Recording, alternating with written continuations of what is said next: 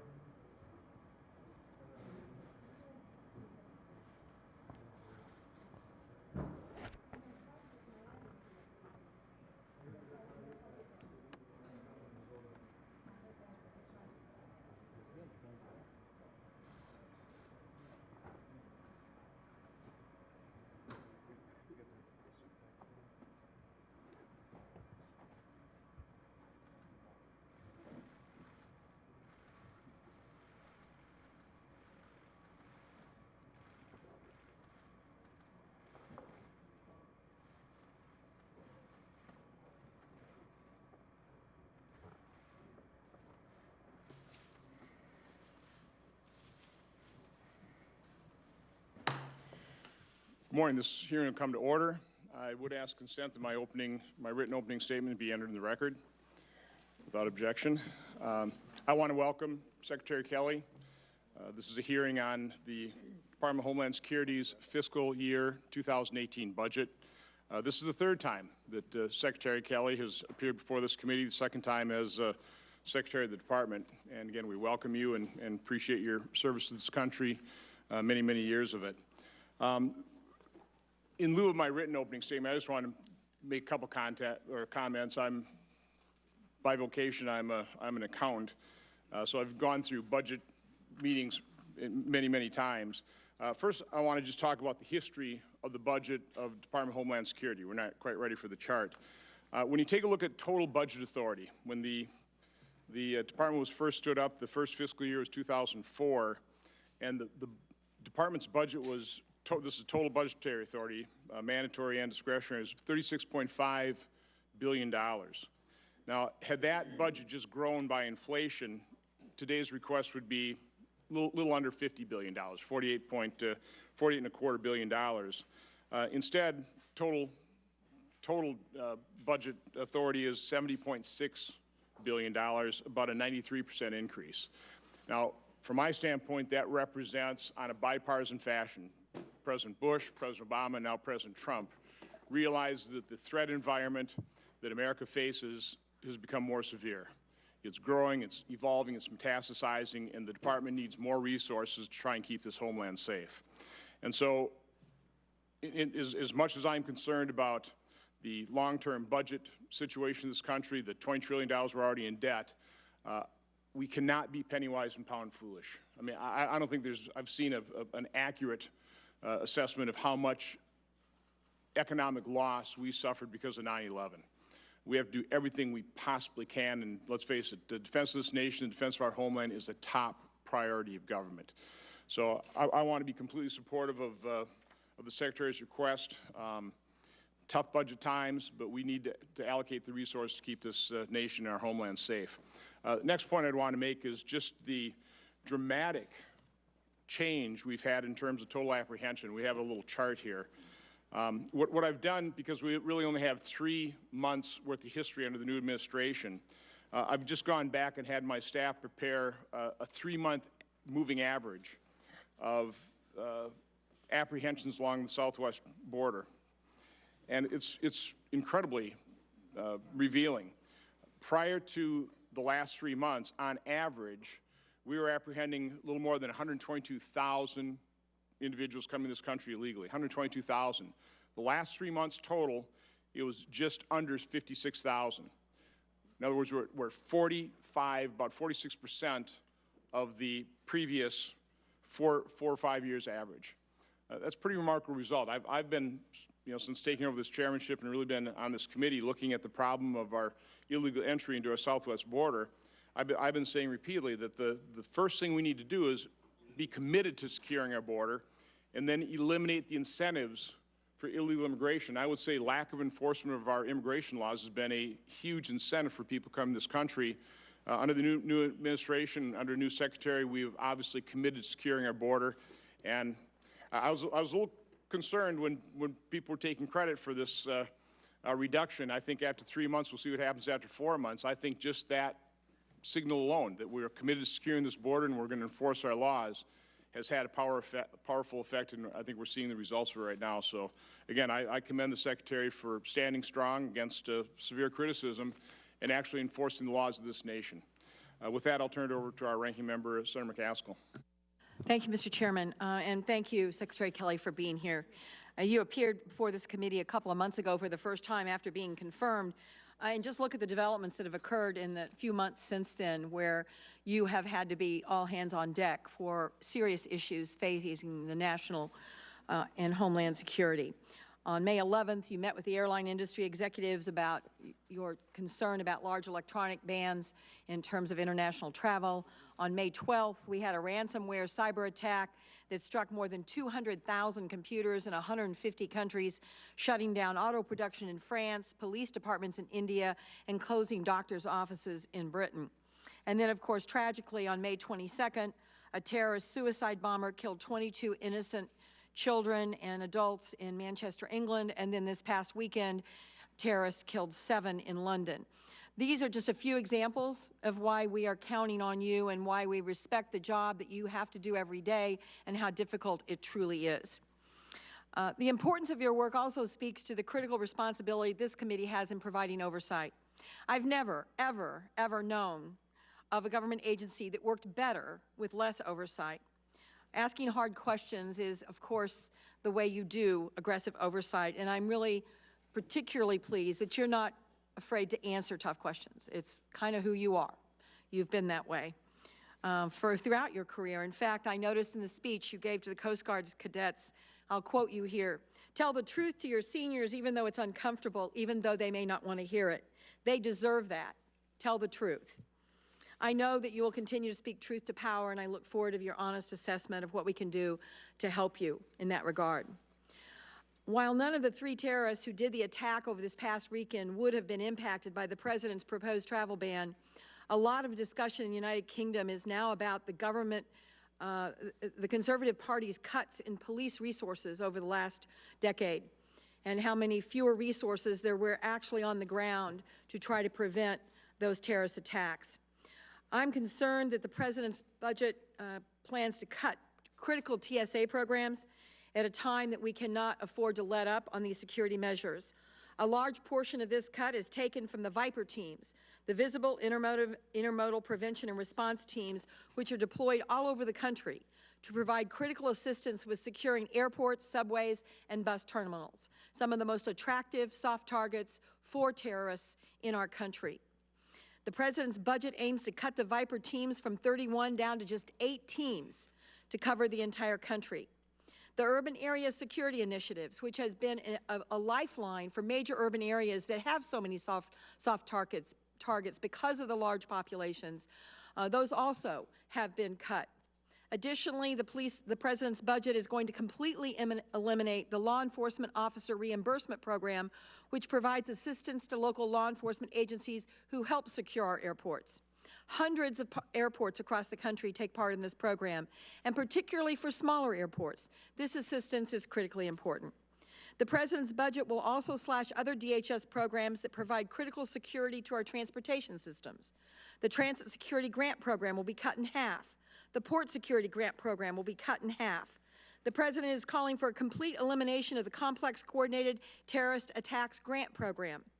I'm concerned that these priorities are not getting the attention they deserve, especially in light of what's going on around the world.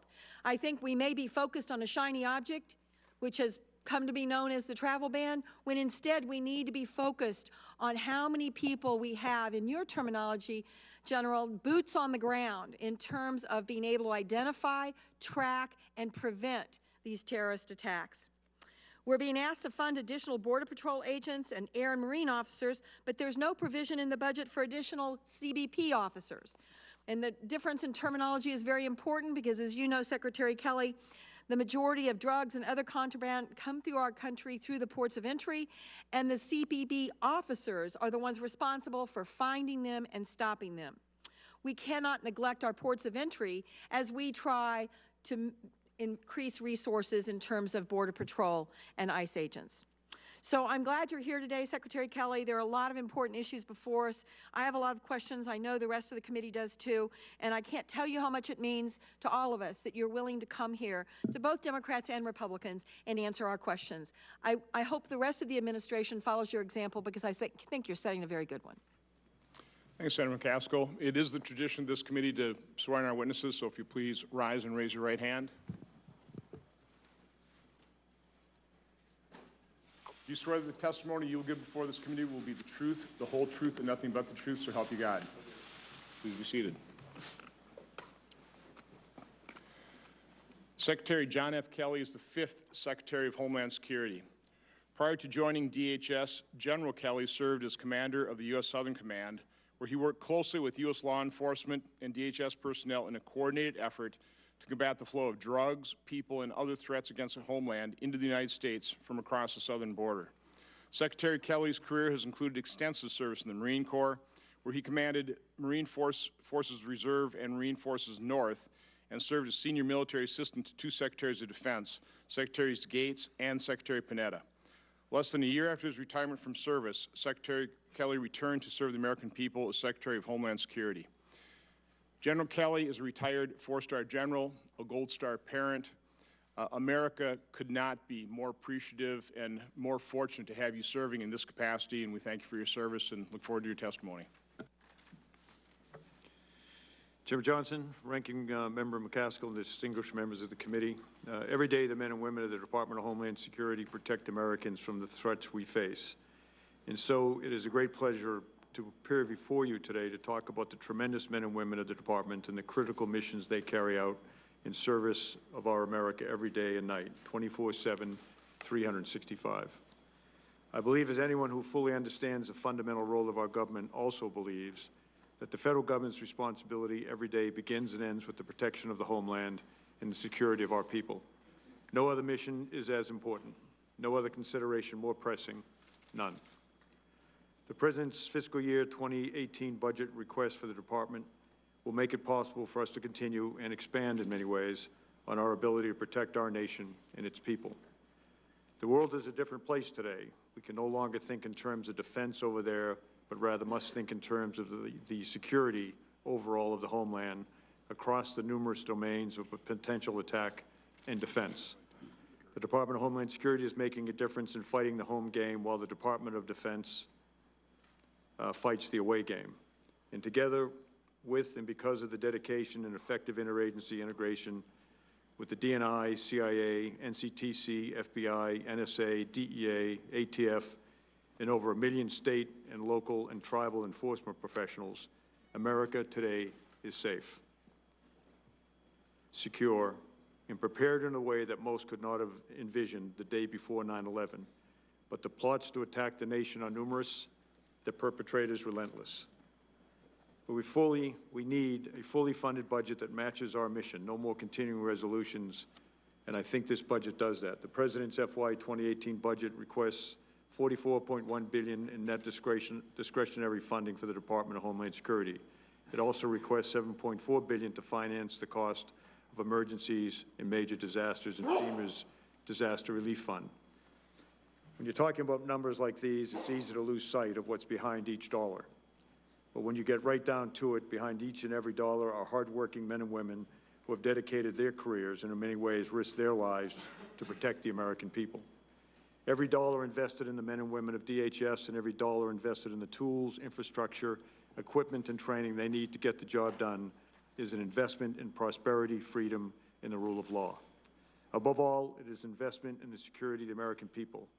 As far as I am concerned, recent events show you cannot invest too much in security. The terrorist attacks on innocent civilians in Kabul, Cairo, South Asia, Manchester, and now London are horrific reminders of the dangers we face globally. They also illustrate the need to do everything we can to keep our people safe.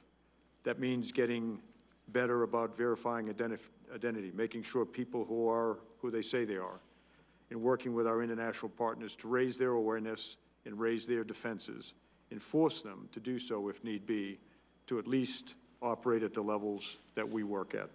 Domestically, one of the most important enhancements to this effort is the Real ID Initiative, an enhancement passed into law 12 years ago by the United States Congress, one which most of our states and territories have taken seriously and have already adopted. Many others are working hard at compliance. In those 12 years, someone elected or appointed state and federal positions who have the fundamental and sacred responsibility to safeguard the nation have chosen to drag their feet or even ignore the law passed by Congress. I will not.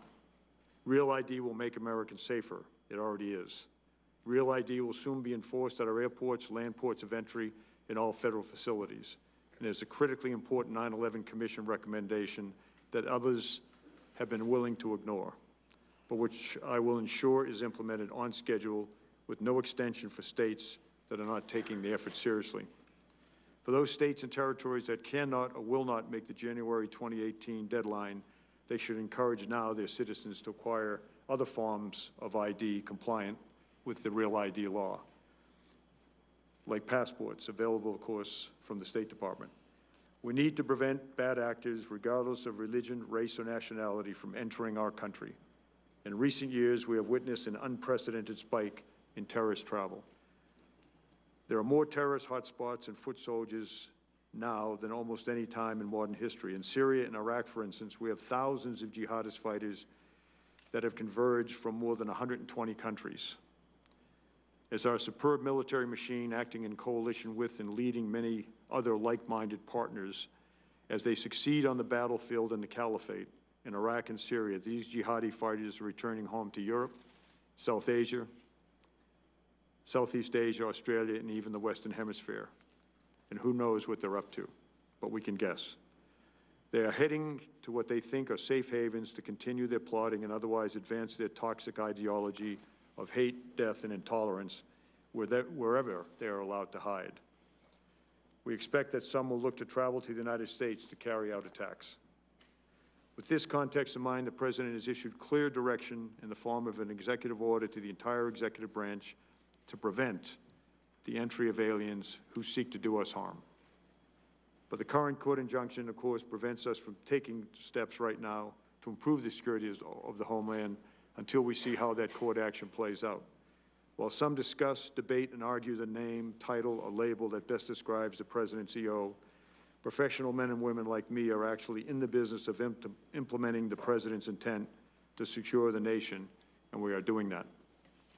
We'll let the chattering class and self-appointed critics talk about the name. I just hope the Congress sees the wisdom in what the President is trying to do to protect America and its people, and that the Congress are willing to work with those of us in the business of securing the nation. And it's been my experience in less than 4 months on the job that the Congress is in fact committed to that. The court's injunction has prevented us from implementing a temporary ban on travel by aliens from 6 countries that are in states of civil war, are state sponsors of terrorism, and are basically failed states. They are the same countries identified by the Congress in previous administration in 2015 as nations of great concern. At the time, the expectation was that those in the business of securing the nation lawfully would focus additional attention on these nations and others in similar circumstances for supplementary and accurate vetting. It has nothing to do with religion or skin color or the way they live their lives, but all about security for the United States and nothing else. These are countries that are either unable or unwilling to help us validate the identities and backgrounds of persons within their borders. I can tell you right now, because of the injunctions, I am not fully confident that we're doing the best all that we can to weed out potential wrongdoers from these locations. The injunction also prevents me from actually looking into the information that we need from each country to conduct proper screening, not just from the 6 countries identified in the executive order, but from every country across the globe. It also prevents me from conducting a review under the executive order with the goal of improving the security of our refugee program. Bottom line, I've been enjoined from doing these things that I know would make America safe, and I anxiously await the court to complete its action one way or the other so I can get to work. The men and women of DHS will do everything we can, and always, always, always within the law, to keep the American people safe. But the delay has prevented us from doing that, what I and those most familiar with the reality of the threats we face believe we need to do to protect our homeland. Again, sir, I appreciate the opportunity to appear before the committee today, and I thank you for your continued support and the committee's continued support for the great men and women of the department and the mission we take so seriously. I remain committed to working with Congress in protecting the American people.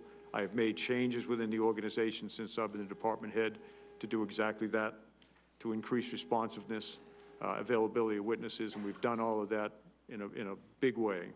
I'm glad to answer any questions you may have, sir. Thank you. Thanks, Secretary Kelly. I really appreciate the attendance by my colleagues. I know everybody's got tight schedules, so I'm going to defer my questioning so people have their opportunities. I'll start out with Senator McCaskill. Thank you, Mr. Chairman. I appreciate the note you ended on, Secretary Kelly, and while I condemn the leak and the person who leaked it, we now have in the public domain verified information that the Russians made an aggressive attempt to access not only a vendor of voter software in this country, but also a number of states, the voter file databases in the month prior to our election. I mean, in any other circumstances, this would be an earthquake. But because of everything else that's going on, I don't think enough attention has been given to something that is your responsibility as the Secretary of Homeland Security, and that is critical infrastructure, including the election systems. I have asked for a number of pieces of information. This is one area where we have not gotten a response yet. I do appreciate that you all have not frozen us out. Many of my colleagues are being frozen out across the government. You have not frozen us out, and I'm deeply grateful for that. I am anxious to get more information about what we know about these attempts. Whether or not they accessed the tabulation, it's clear they were trying to get into voter files. And I don't think they were going there to try to just hang out.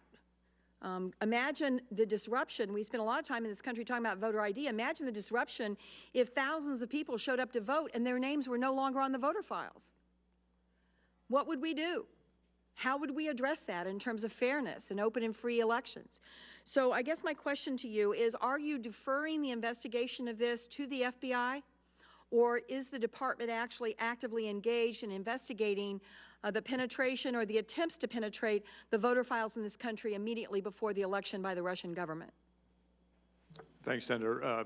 You know me, I'm not going to dodge any question relative to anything that anyone in the United States Congress asks. I would say, though, up front, I would not be in a, because of the allegations and the things that have been allegedly released are so highly classified, I wouldn't want to kind of confirm or deny anything in there. I think we just have to wait for the investigation. Happy to come over or send people over to talk to you to the level that they can about what actually took place.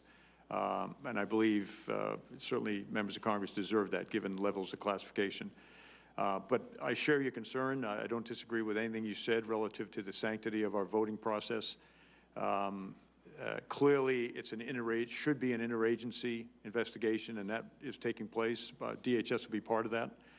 As you know, just prior to his leaving, Jay Johnson went out and declared that the voting infrastructure was, in fact, critical infrastructure. I've had a large amount of pushback on that from the states, many members of Congress. It was done before I took over. We're looking at that, trying to help the states understand what that means, and it's voluntary entirely. We're here to help, so to speak.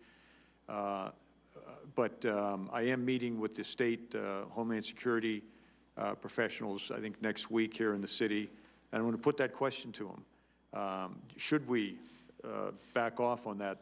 I don't believe we should, but should we back off on that? Do you see us as partners and helpers in this to help, you know, down inside the states and help you make sure that your systems are protected. But there is nothing more fundamental to our democracy than voting. Well, you know, in following up with that, I just hope that you convey, I mean, it would be one thing for the states to say, we don't want the federal government to be, I like that our elections are decentralized. Right. I don't think the federal government should be telling each state how to run their elections or what vendors to use. On the other hand, this was Russia. Right. I mean, this was Russia. This was not, you know, some hacker at a university trying to screw around with one individual state. This was an international attempt to impact the elections of the United States of America. So it really would be, I think, distressing if the United States would then pull back from the ability to help states protect these voter files. And you all are going to be in the best position to be able to do that. So is someone from the department working in the investigation we are. over this intrusion into our data files, yes, our voter data files? We are involved. Okay. The other area I wanted to talk about and give you a chance to respond to the things I said in my opening statement about cutting funding for the VIPER program and for the law enforcement officer reimbursement program, at the urban area grants that are so important to large cities in this country in terms of protecting soft targets for terrorism. Could you address those cuts and if you would be okay with the fact that we would maybe want to restore those cuts?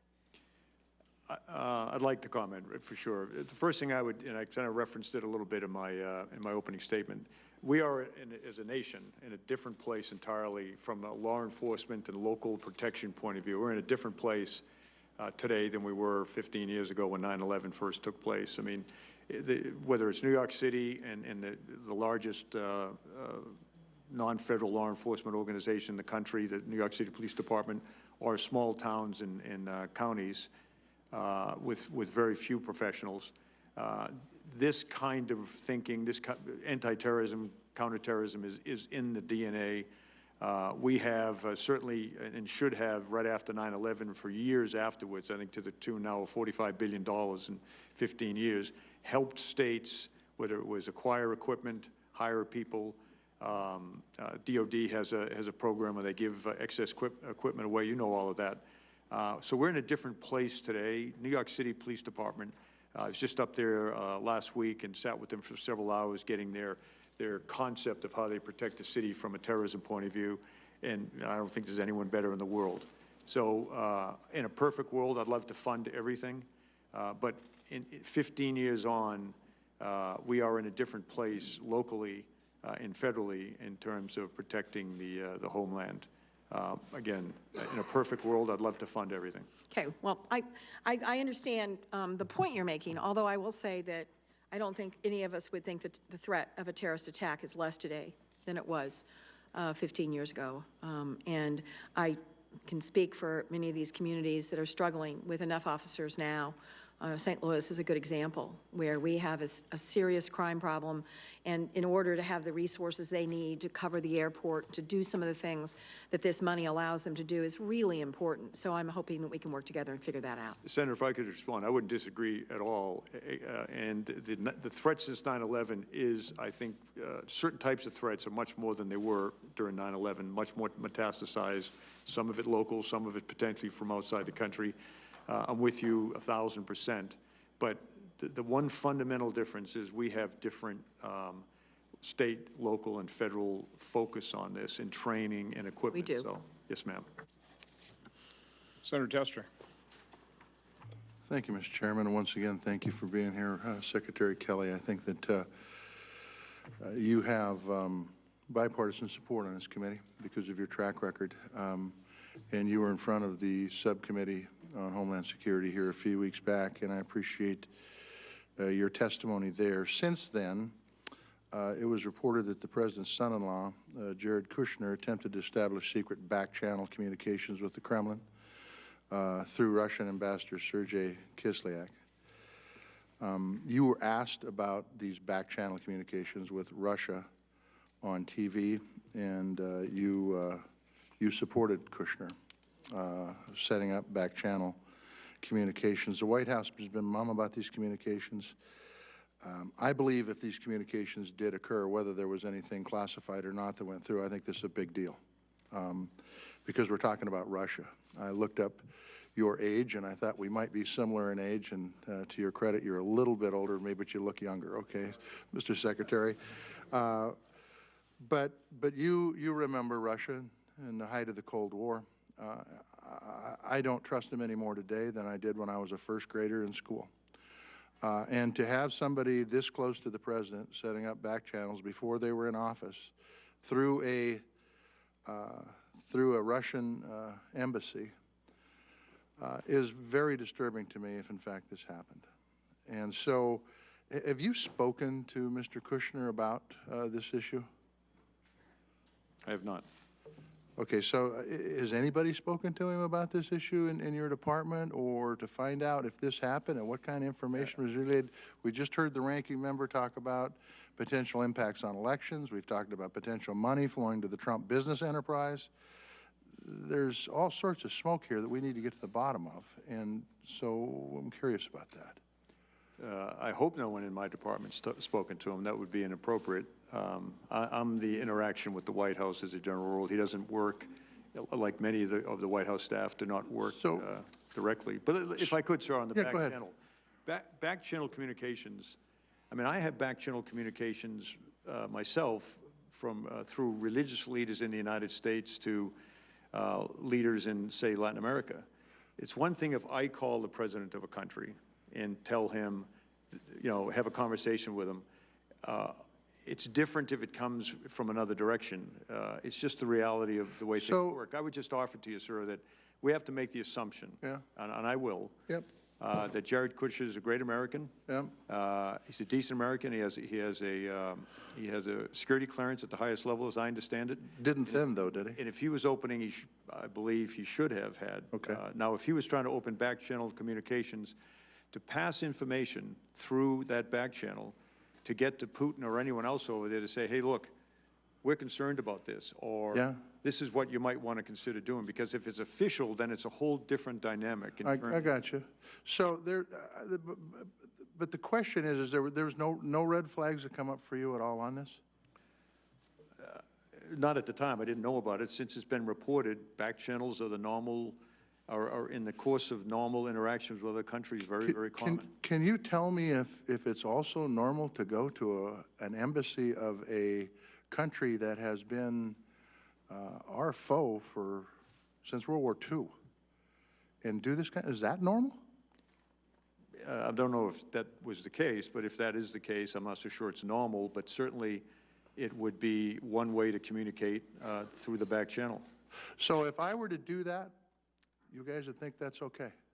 If I've got a security clearance, if I were to walk over to an embassy and say, hey, look, I want to have a back channel communication, and by the way, even though it appears that nobody in the United States will know what I'm talking about, and this is why I did it, it's okay, because I'm not, no, Senator, I mean, really? I think if you went over to, whether you met them here in the building, or you went to the embassy. Or went to the embassy and the Russian embassy. Let me tell you something, as a senator from the great state of Montana and a member of these committees, this is BS what you're doing, and you better stop it or whatever, or they could be that's essentially a back channel communication. Well, I would just say this.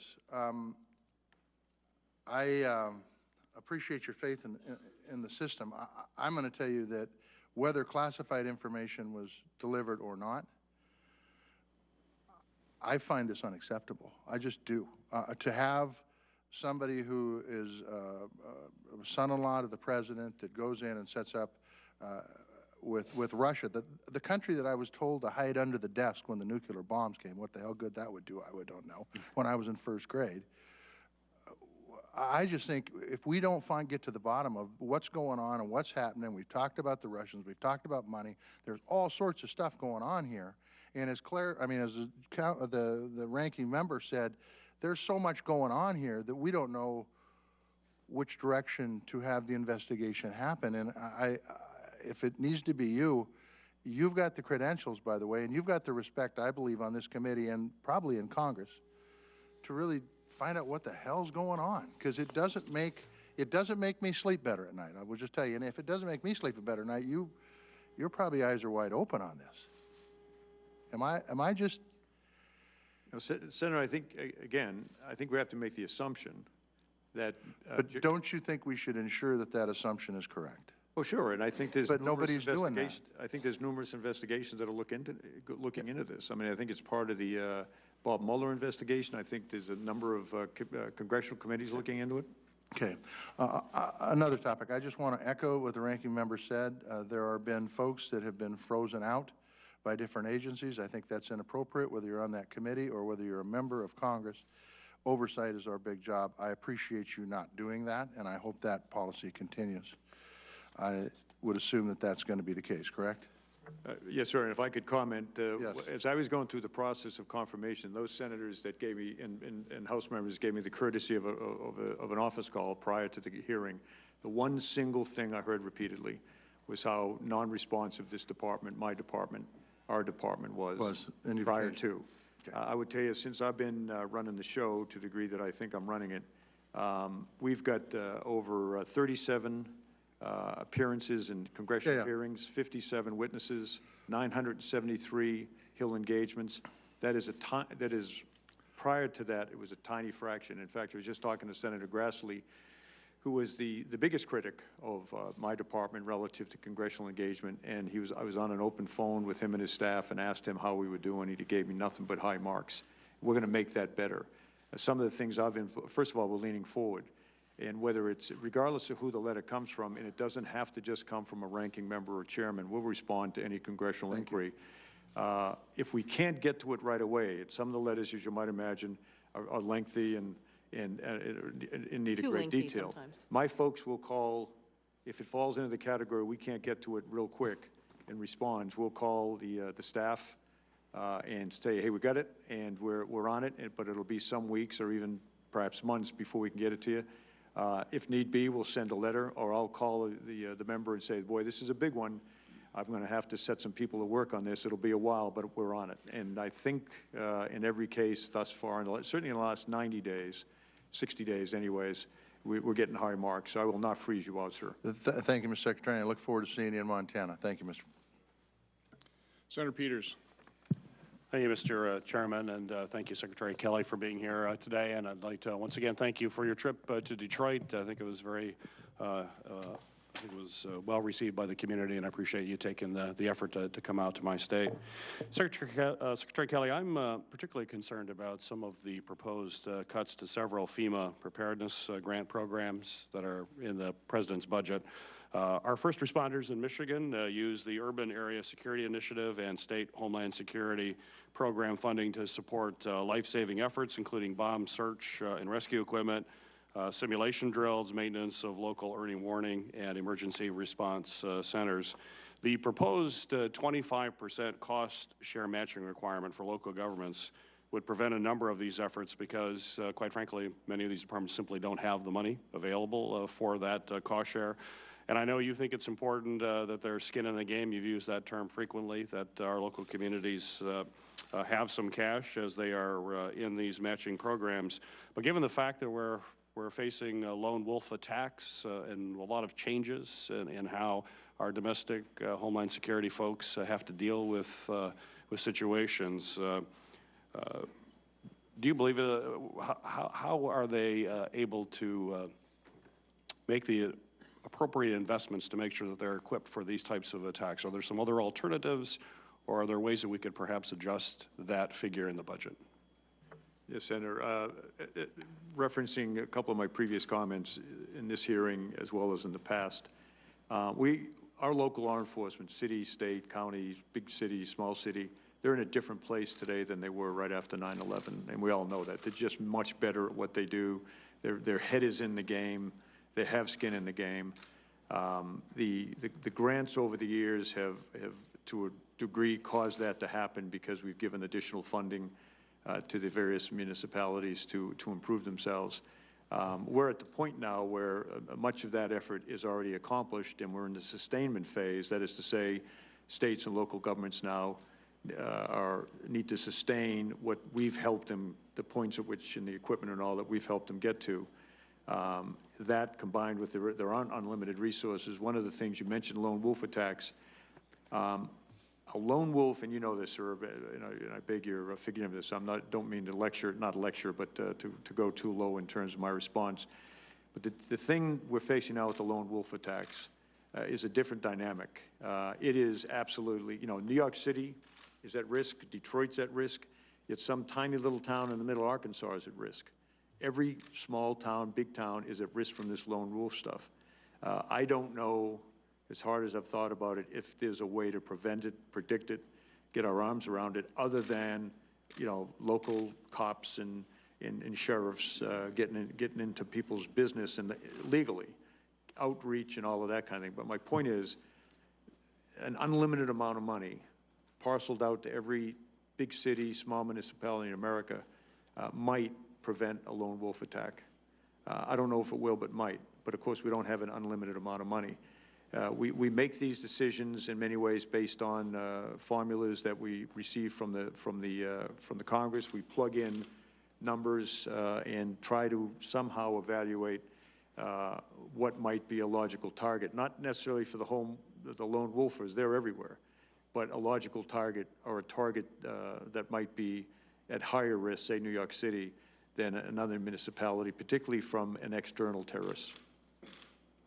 Well, I understand that, and I appreciate the fact that this is a big challenge, and we don't have unlimited amounts of money, but I want to just challenge a little bit of the assessment that the communities are adequately prepared for it. Certainly, we've come a long way, as you mentioned. We've come a long way and provided those resources, but I'm certainly hearing from my departments in Michigan, there's still unmet needs that they think are pretty critical, and resources are tight for them as well. And we still have a ways to go. So hopefully we can revisit some of those matching programs to make sure that those communities that may be at the highest risk, but also have a fairly challenging budget situation in that community, that we're able to work something out. I'd appreciate having further discussion in that area. Also, Mr. Secretary, the first travel ban executive order required the Secretary of Homeland Security to submit a report in 30 days that provides a list of countries that do not provide adequate information for vetting within 30 days of the date of this order. And it's my understanding the District Court in Seattle did not stay that aspect of the order. The second executive order required the exact same report within 20 days of its effective date. And as you know, aside from sections 2 and 6, the remainder of the revised executive order is not affected by any subsequent injunctions. So that means as of today, May 6, 2017, the report required by the first executive order is overdue by over 60 days, more than twice as much time as required, and report required by the second executive order is overdue by about 30 days. Mr. Secretary, did you begin the report reviewing screening procedures that the initial executive order required? Senator, we've been very, very, very cautious, extra cautious in getting anywhere near where the court might consider we're not following their instructions. I would have to get back to you on exactly where we are on the reports. One of the things that, regardless of whether the court has told us not to do, we've looked for things that we could do. As an example, thinking about other countries, but not studying it, and looking at vetting procedures, additional vetting, extreme vetting, but not studying it. Some of the procedures would be very obvious. Some of the countries very obvious. But if you don't mind, I'd like to get back to you on the question. Well, I appreciate it, because it seems to me a court injunction is not going to limit you from doing your own internal reviews of policies and procedures. That goes. I actually have lawyers telling me, sir, that we are too close on some of these issues, not necessarily the ones you've addressed, but on some of these issues, and it's best just to show extra good faith and not getting too close to it. Very good. Well, I'd appreciate further discussions on that as well. Yep. Thank you, Mr. Secretary. Yes, sir. Senator Hassan. Thank you, Mr. Chair and Ranking Member, and good morning, Secretary Kelly, and thank you for being here. Like all of my colleagues, I appreciate your willingness to have this conversation with us. Last week, I visited our CBP base covering New Hampshire's northern border with Canada. The men and women at the station are working overtime and on a shoestring budget to secure our northern border, including intercepting human traffickers and preventing narcotic smuggling.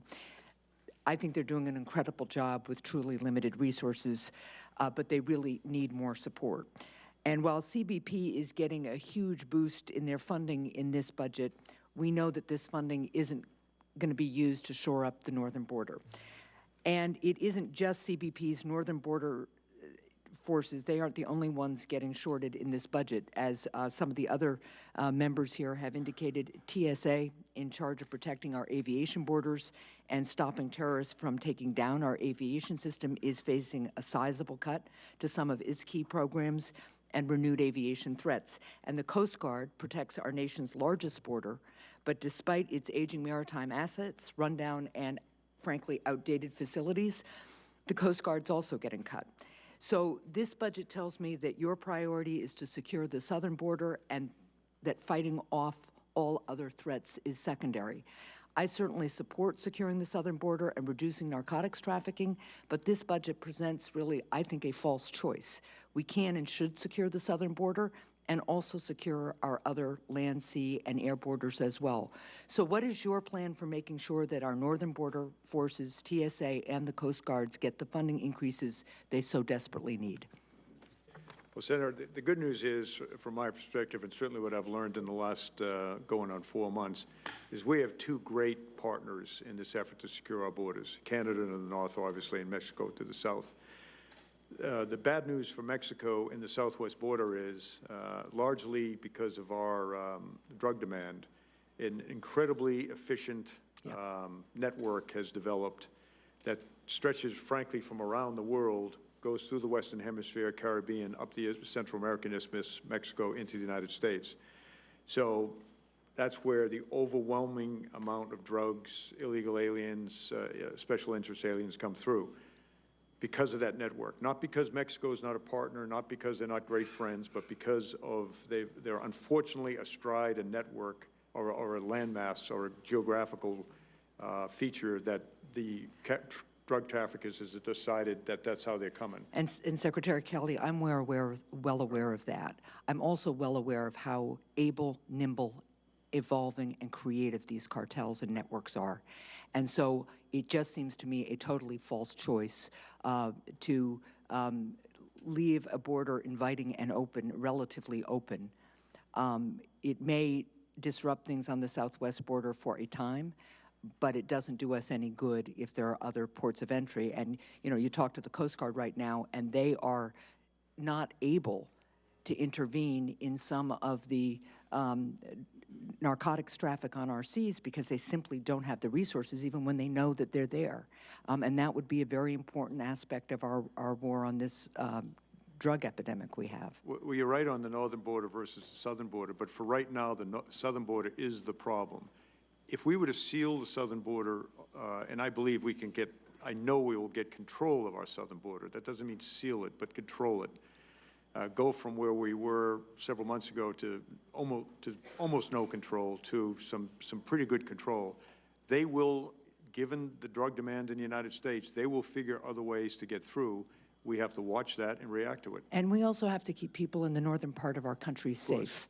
And so one of the things, you know, that's not a very reassuring answer to the people of New Hampshire or the other northern border states. I want to move on to another issue that we discussed the last time you were here.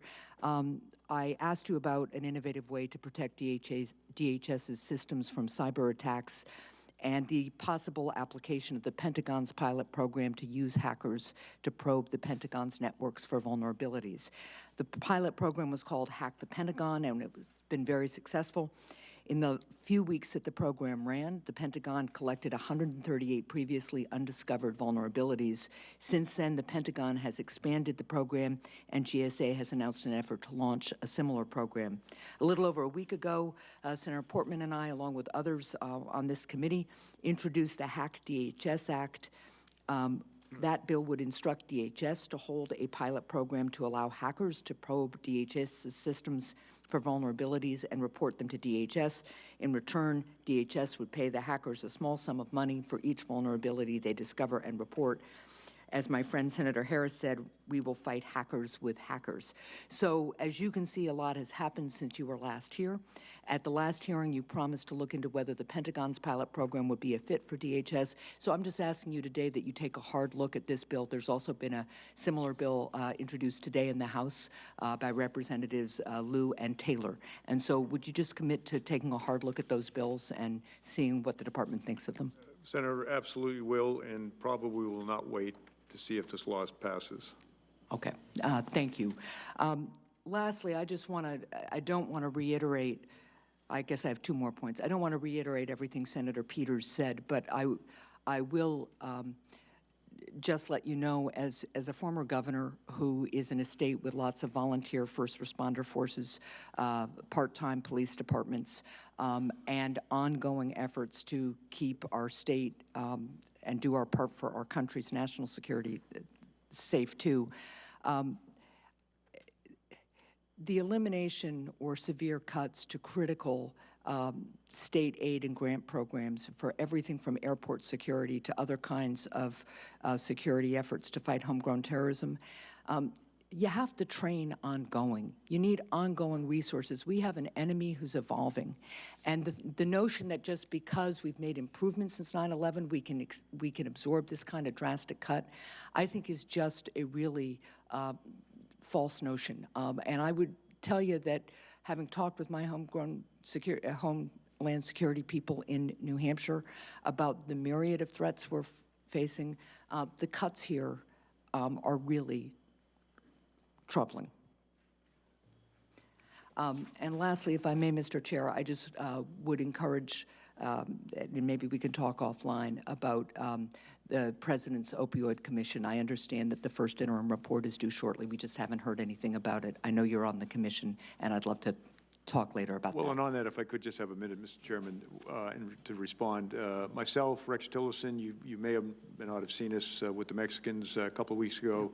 They're on board with our attempts to not only safeguard the southwest border, their northern border, but also get at the demand problem. I know Secretary Tillerson, Secretary Price, myself, and the head of ONDCP, who I've spoken to, and I like to think changed his attitude to what his job is going forward. We'll get together and put some real energy behind the demand reduction to include, obviously, the opioids. But I think a big part of it, I think you will agree, I think we spoke about this, is this over-medicated society that we suffer from in the United States that just suggests to people all they got to do is put something up their nose, in their mouth, or in their arm to solve all their problems. And one of the things that's going to be really important and really concerning, obviously, is the administration's support for eliminating things like Medicaid expansion and requirements that insurance companies treat addiction, which gets at the over-medication and the over-prescribing issue. So I look forward to talking with you more about it. Thank you. Thanks, Senator Hassan. I will again just point out, based on the baseline budget in 2004, those $36.5 million, had it grown by inflation, be about $48 billion. Instead, it's about 70. So $22 billion more growth in spending for this department because of those evolving threats. So I just want to point out what the reality is in terms of the increase in spending over the last, whatever that is, 13 years. And if I may, and I appreciate that, Mr. Chair, my concern is that we are only as strong as our weakest link in this country. We don't want to be penny wise and pound foolish, but we have dramatically increased the resources of this department. Senator Paul. Secretary Kelly, thanks for your testimony. The last time you were here, we talked about U.S. citizens coming across the border and being threatened with non-entry or detention if they did not divulge the contents of their phone, all of the contents of their phone. And your response was, I just don't believe we're doing it. So we asked some questions in writing, and we're still waiting on the response. It's been about 6 weeks or so. But I thought I'd list for you a couple of the public episodes of this happening. This year, a NASA engineer and a U.S. citizen was pulled aside after coming back from Chile. They demanded the PIN for his phone, and they handed him a form that explained how CBP had the right to copy the contents of his phone, all the contents of his phone. He recalled that the form indicated that his participation in the search was mandatory, and it threatened detention and or seizure if he did not comply. The phone, ironically, was already a government phone. It was a NASA phone that we were wanting to search. 2 citizens were stopped and returned from Canada. NBC did an investigation of 25 different cases of U.S. citizens being told to turn over their phones, unlock them, or provide passwords. A U.S. citizen was taken off of a flight in L.A., handcuffed and released after a Homeland Security agent looked through his phone for 15 minutes. A U.S. citizen journalist was also had their phone taken. So I guess my question is your answer still, I just don't believe we're doing it? My answer is we don't do it routinely unless there's a reason why, so that's a change. We do it whether they're citizens or non-citizens coming in. I think it's, you know, of the million or so people that come in the country, half of 1% is checked. Now, typically, the officer, and always according to the law, now typically the officers who are engaged in the frontline defense at the ports of entry, in their questioning of individuals for whatever has tipped them off, will cause them to have certain conversations, go down certain avenues of not interrogation, but again, conversation in the event of some indicator that perhaps the individual is returning from, you know, sex tourism or something like that. We do catch a fair number of people in that regard. But again, Senator, very seldom done and always for a reason and always within the law. So the answer now is not, I just don't believe we're doing it. It's we are doing it, not that often. Right. The policy they're being threatened with, though, is detention. How long would they be detained if they don't give you the PIN to their phone? Well, it's a relatively short period of time. That's generally called secondary, where they are you know, there's follow-up questions and what. Once a decision might be made to put them into some legal justice system, then that's still no longer detention. But to you, it's still, you're just fine with a policy that arbitrarily takes someone's phone, says you can't come back into your own country? Not arbitrarily. There's a reason why they do it, Senator. Well, no. The thing is, it is arbitrary unless there are rules as to how you do it. What are the rules? In our country, if you want to look at my phone, you call a judge in my country. You know, so this wouldn't necessarily be American jurisprudence if you're just saying, oh, we might have some internal rules. Have you published what your rules are? At the ports of entry, whether you're a citizen or a non-citizen, the officers have procedures to follow, but certainly rights to check baggage and, in this case, look into electronics. There are procedures. Whether they're published or not, or specific enough to publish, I don't know, but I can certainly get back to you. We'd like to see that. We'd also like to see the form that threatens them with detention and or seizure if they don't comply. Sure. I can tell you I'm not happy with the policy, and I wish it were different. And we have actually introduced legislation to try to stop you from doing this and to make you go to a court the way we do in our country. Typically, we go to a court and you ask a judge, and you have to present evidence.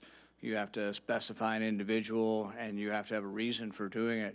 Searching someone's phone is not the same as searching someone's luggage. Would that law also prohibit us from looking in, you know, bags and things like that? No, and I think there's a difference. And I think that that's the whole point here, is that looking at someone's luggage for an immediate threat to to the country, to the people, to the plane, et cetera, I think we've decided that that's within the scope of your jurisdiction. But looking at someone's phone is a much more personal, a much more extensive look into their life. And we just don't think you should be, it sort of horrifies us to think that you couldn't come back in your country. You know, people are now talking, there are whole people giving you advice to not take your phone abroad because when you come back home, your country won't let you come home unless you let them look at your entire life. That doesn't seem like a fair trade-off to be able to travel or for safety. And I think there is a point at which we give up so much of our liberty to travel that, has it been worth it, really? I mean, we can live in a secure state if we clamp down and we have no freedom to travel, and we give up all of our privacy to travel. I just don't think that's necessary. And I think there can also be two different standards, frankly. I think there can be one standard for somebody who's coming for the first time from Afghanistan, who's got one name and no background. I'm with you, and we need to do more scrutiny on people coming to our country. But if an American citizen leaves and comes back, I think for goodness sakes, they ought to still be protected by the Bill of Rights when they come home. Senator Hoeven. Thank you, Mr. Chairman. Thank you, Mr. Secretary, for being here and for your good and very important work. Where are we, or where are you, I guess, in terms of this extreme vetting process? as far as having the procedures in place that you want, and particularly as regards the 6 countries included in the President's EO? I'm sorry, sir, where Where are are we? you in the process of establishing your extreme vetting procedures, the way you want to have them set up, and particularly as regards to the EO countries? Because, again, of my not wanting to get crosswise with the courts in any law, we've been very reserved in that. I will tell you that, there's 2 aspects of this. Some of it I control, some of it the State Department controls. The State Department has recently issued a number of additional questions, as an example, that their consular officers will ask those that want to visit the United States on visas. That's a little bit of an easier thing because typically those people are coming out of countries, well, they would present a passport as an example. And there's always been certain questions in place that they would ask. Now there'll be some additional questions about where they've lived and it could be access to their electronic devices, but that's outside the country. In the case of refugees, I think the Senator knows that in many, many cases, the refugees that we deal with have no paperwork that we can rely on. They have no passports. We have to take their word for it. The UN, as hard as they try, and I think the last time I was here, or one of the recent hearings talked about my interaction with the UN, they're in the same position we are, although they're not in the position of allowing people to come to a given country.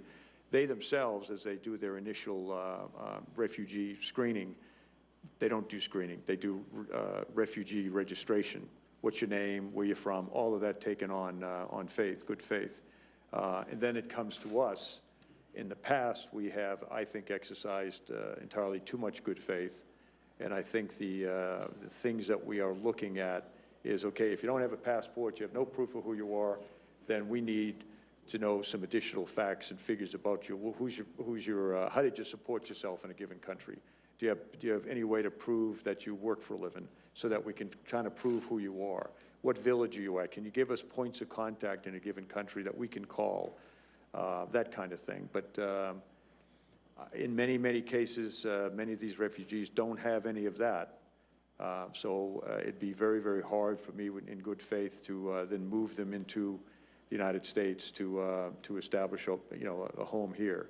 But we are, I believe what will give us an advantage is when we start to deal with them on their social media accounts, their telephone registrations, that kind of thing.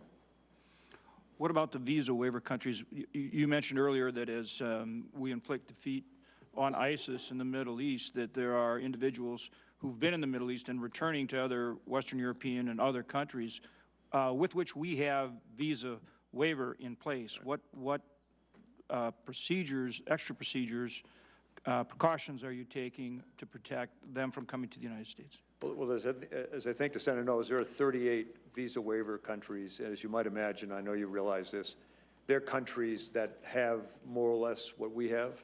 They have a working relationship with the United States, to say the least. They have a U.S. embassy locally to handle our affairs and look out for us.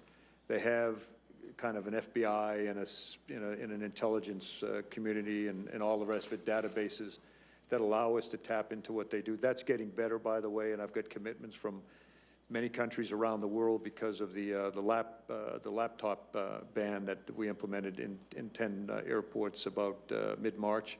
But the point is, we're in pretty good shape in those. We're in very good shape in those countries.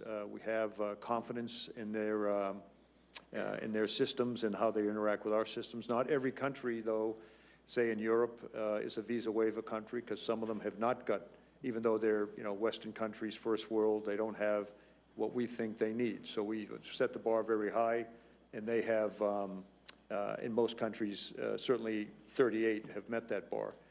But that said, again, the long pole in the tent is, as Jim Comey would say, if the database is only good if you're on it. And not to get into it, I don't want to be too open about this in an open hearing, but some of the more recent terrorists in England or UK may not have been on any of those lists, so that had they decided to come, you're exactly right. Hence my question. Had they come to the United States, they would have certainly been able to buy a ticket and fly to the United States. Now, their baggage and everything would have been subject to the normal protocol. So my sense would be that, they wouldn't be getting on the airplane with a bomb or something like that. And if they got here, hopefully, and if they got here, and we're trying to do something about that, you know that. But if they got here, then it would possibly be problematic. But the point is, there's a certain point where I don't think we either have a visa waiver program or not. And I can tell you the 38 countries that are on it are committed to it. We're all committed to making it better. Right now, I'm comfortable with where we are on it. But clearly, we have to react to events and take extra precautions, right? We do. In regard to Senator Hassan's comments regarding the northern border, one of the best tools you have, and you and I have talked about this both at Homeland Committee Appropriations as well as this committee, is the unmanned aerial systems, UAS. Kevin McAleenan, your acting CBP director, who, by the way, is absolutely fantastic, was out in Grand Forks. We have 900 miles of border responsibility, all different kind of terrain, all the way from Lake Superior, all the way throughout most of Montana. The UAS is a great tool. You're co-located in the Grand Forks Air Force Base. We're looking at new facilities. We're working with him. I would ask for your strong support for him in that effort. And also, with the technology park we have there at the Grand Forks Air Force Base, it is really a unique opportunity to develop that UAS tool, which helps you on the northern border and the southern border. So again, I want to commend him and commend him to you and ask for your support for his good efforts. That's a tool that can really address some of the concerns that she raised. Senator, I agree with you. Thanks for the comments about Kevin. He is really a first-round draft choice. He's an all-star. I can't wait to get him confirmed, or I agree. hopefully the Senate will confirm him. Thank you for all you're doing. Sure. Senator Harris. Thank you. Secretary Kelly, as a follow-up to Senator Tester's questions, you mentioned that you have, in your career, had back-channel conversations with foreign governments. Is that correct? Had people I could rely on to pass information to foreign leaders. And was that in your current capacity as a member of the President's Cabinet? That was in my capacity when I was in uniform. And did you ever initiate? I wouldn't hesitate to do it now. And did you initiate any of those conversations such that you initiated that they would take place inside the embassy of a foreign government? I have gone to embassies, both in my current assignment as well as in past assignments, or met with members of the diplomatic corps from other countries. Have you initiated back-channel conversations can I to occur what I was saying? inside of those embassies as opposed to attending a cocktail party? I've had conversations with members of foreign diplomats in various places and talked to them about my perception of what they could do better in response to things that the United States government would like to see them do.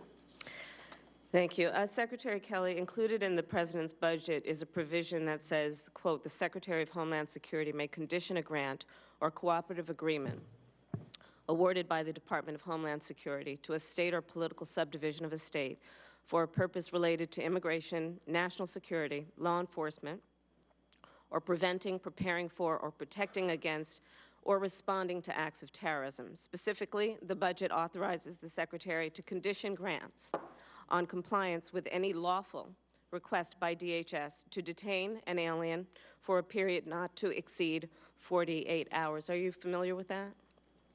I'm fairly familiar with it, yes. I'm sorry? Fairly familiar with it, yes. Grants that are subject to new conditions would include the Urban Area Security Initiative, a DHS grant that provided California last year with $124 million to help urban areas prevent, mitigate, and respond to acts of terrorism. This grant supports more than 100 incorporated jurisdictions in 12 counties in the Bay Area of California alone. It supports them to buy equipment, enhance systems, and conduct trainings so that localities can prevent, mitigate, and respond to acts of terrorism. Are you aware of that? That's a good thing. Another DHS grant is the State Homeland Security Grant Program that provided California $60.2 million last year to support state, local, and tribal efforts to prevent terrorism and to prepare the nation for threats and hazards that pose the greatest risk to security in the United States. Is that correct? I wish I had the same document I could read from as you do. Are you familiar with this grant program in your I'm department? familiar with the grant program. And are you aware that there are a number of federal courts that have imposed civil liability on local governments for complying with ICE detainer orders that were not supported by probable cause?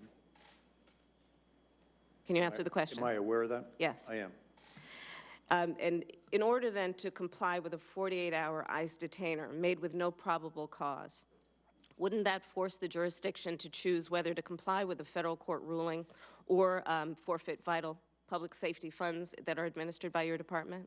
I'm not a lawyer, but I think that federal law is federal law, is state law, and if you know, we have a different view of the impact of some of the state rulings, but I'm not. Well, imagine, sir, if you will, that you were a local law enforcement leader presented with a choice of either complying with federal law that means that you may expose your department and your jurisdiction to civil liability, or forfeiting DHS funds that are designed and intended to help you fight terrorism at a local level.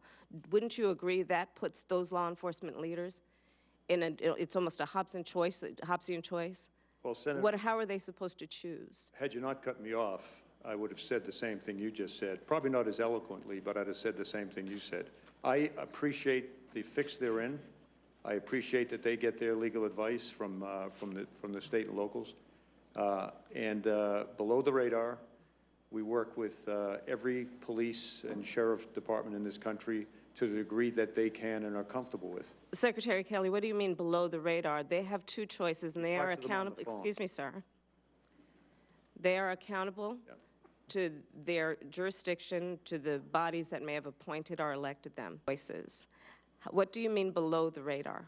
We talk to them on the telephone, and And what are you instructing them to do when presented with those two choices? we tell them to, whatever they can do within the law, the interpretation, we're willing to work with them.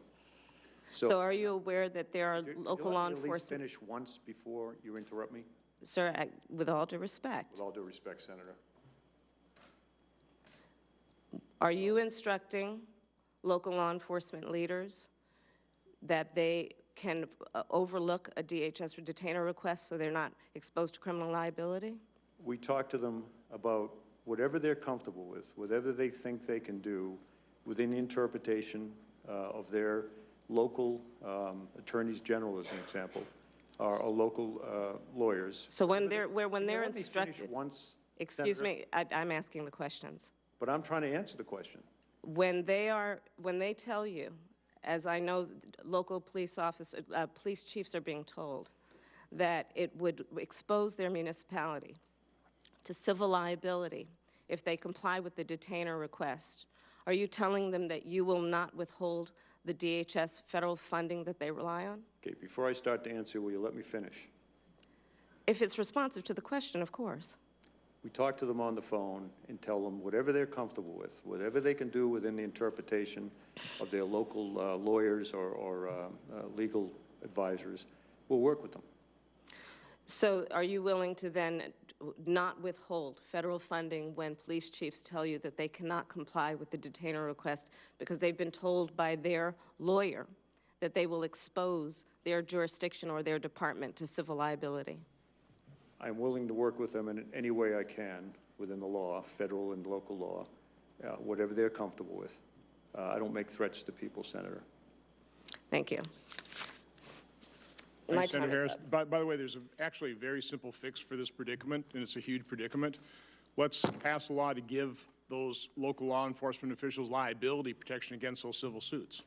It was part of Pat Toomey's sanctuary city law that could clear up this whole difference. So there's actually a pretty simple fix here, which I would certainly support. Well, and I would support any fix that would not withhold funding for local law enforcement to meet the demands that they face around combating terrorism in their local Right, jurisdiction. so this could be a bipartisan solution here. Let's provide that civil liability protection against those civil suits so local law enforcement aren't caught between a rock and a hard place in a very difficult situation. So let's work on that together. I'd appreciate that. I'm sure Secretary Kelly would enjoy working with us on that as well.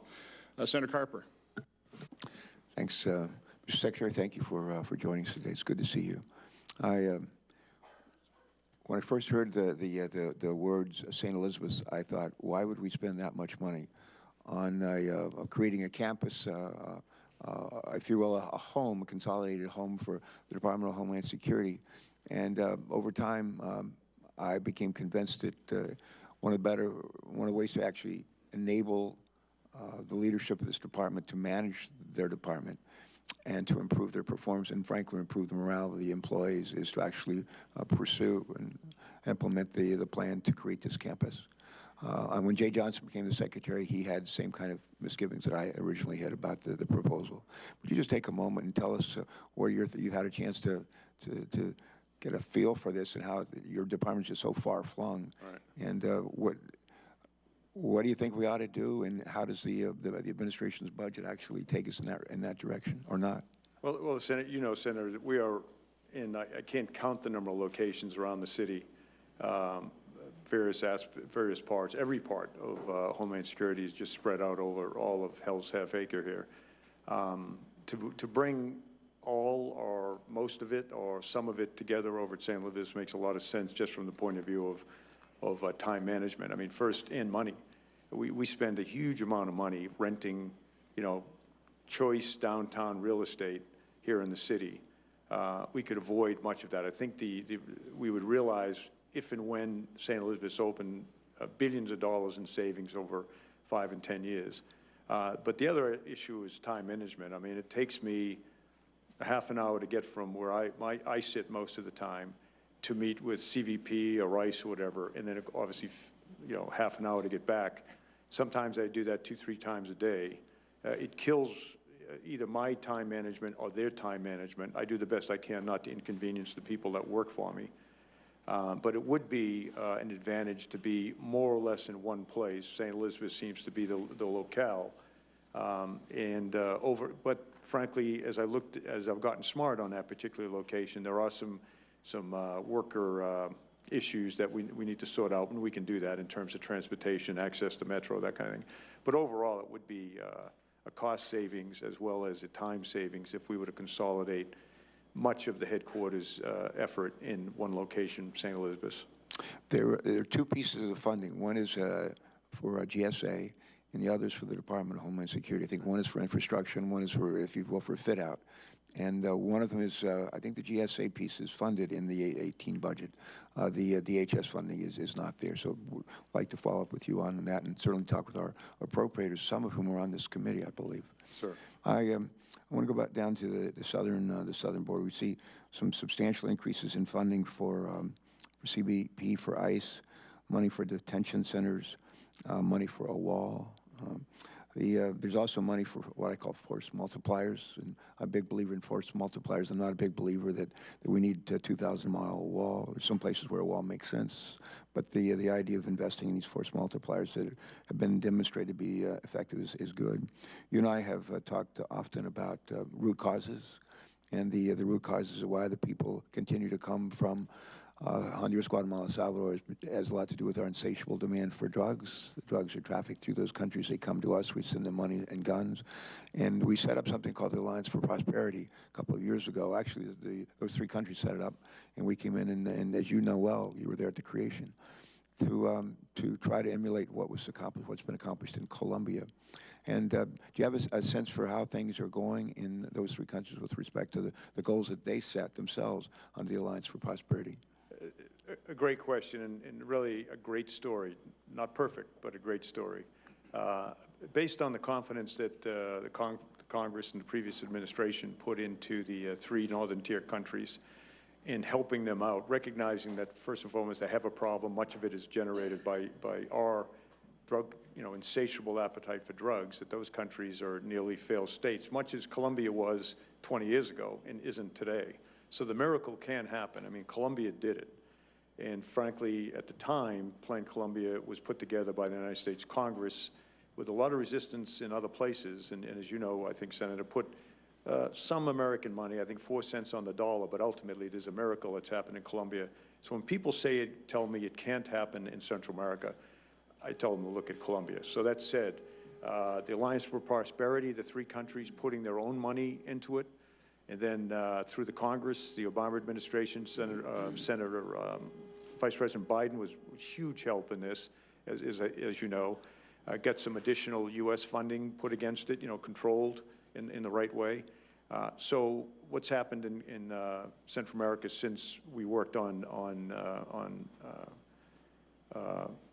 Alliance for Prosperity?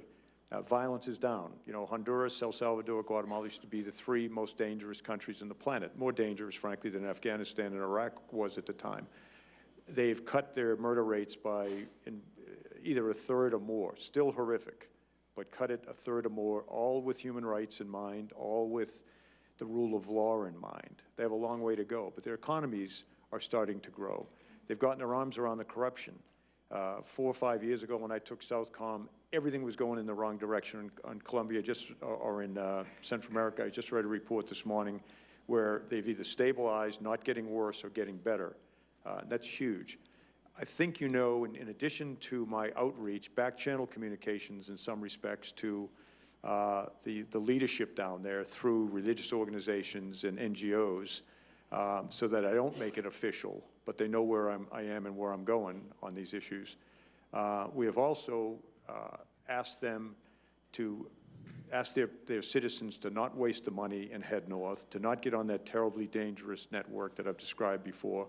Stay where they are, because if they come here, this is no longer an illegal, alien-friendly environment. It is a very legal alien, and as the Senator knows, 1.1 million people a year, but it is no longer a friendly environment for illegal aliens. Don't waste your money. Don't go on the dangerous network.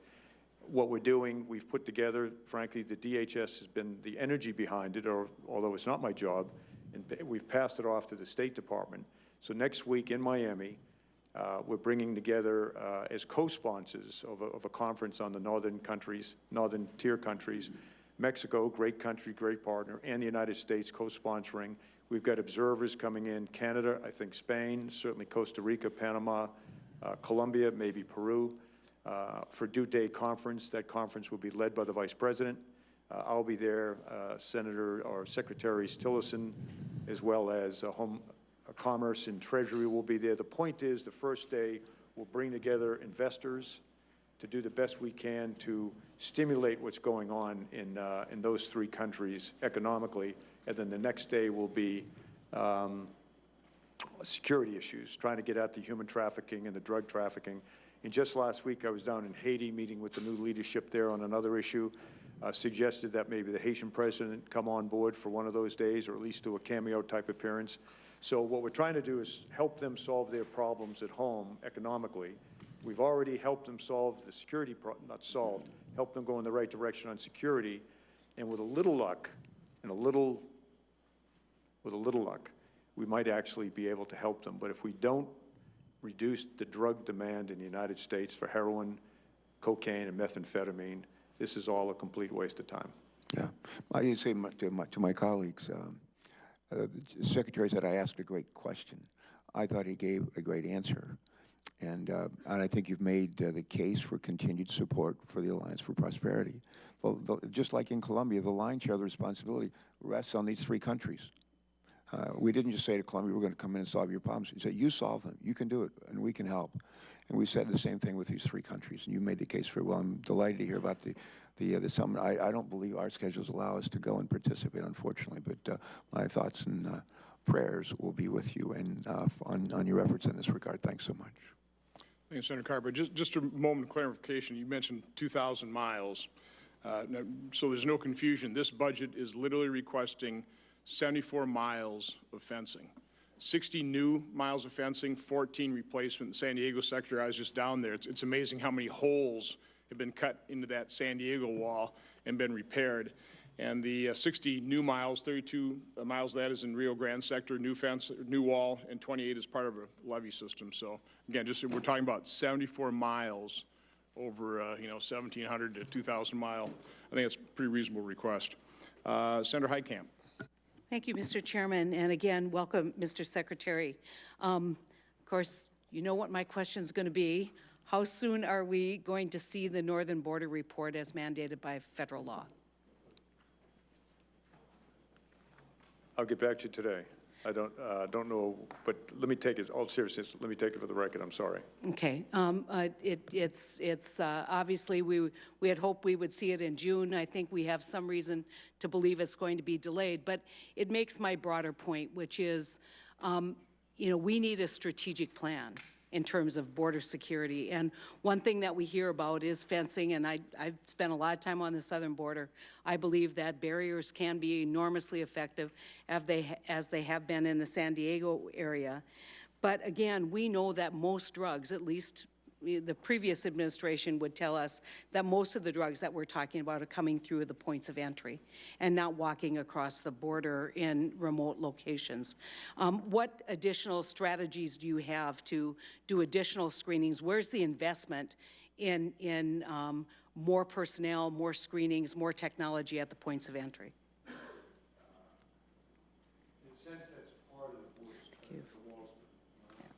I'm sorry. In a sense, that's part of the border strategy. There's no doubt, and I know a lot about this from my last job in particular, but there's no doubt that heroin, methamphetamine, and cocaine primarily come through the border in vehicles, primarily. Marijuana is, in some cases, humped around, through the desert. But for the most part, the three big killers in the United States come in.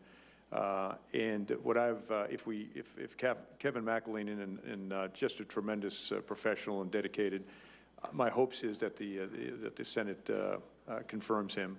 But he's already in a role that makes him very, very valuable. I've asked him to look at the technology after next, in terms of looking into vehicles, tractor trailers, things like that. To look at the voids, as they're called, so we can decide which vehicles get searched, broken down, and to increase the number of vehicles. The other way to do that, we already do it in Canada, we're doing it in Mexico, and that is to work across the border where, with the Mexicans or the Canadians, in terms of facilitating movement of transportation, looking at vehicles before they're locked and sealed on the way north. So it's a multifaceted approach, but if I could, and I'll just end with, but if we're trying to do this on our border, we've kind of already lost. The place to take the tonnages out are working with the Mexicans, which we are, to help them locate the heroin, the poppy fields, which they can destroy, working with the Mexicans to identify, and we are, and they are destroying the methamphetamine labs. And just to raise a concern there, we obviously have in the past had pretty good relationships with the country of Mexico. We saw in a regional election the ruling party coming very close, in fact, not getting a majority.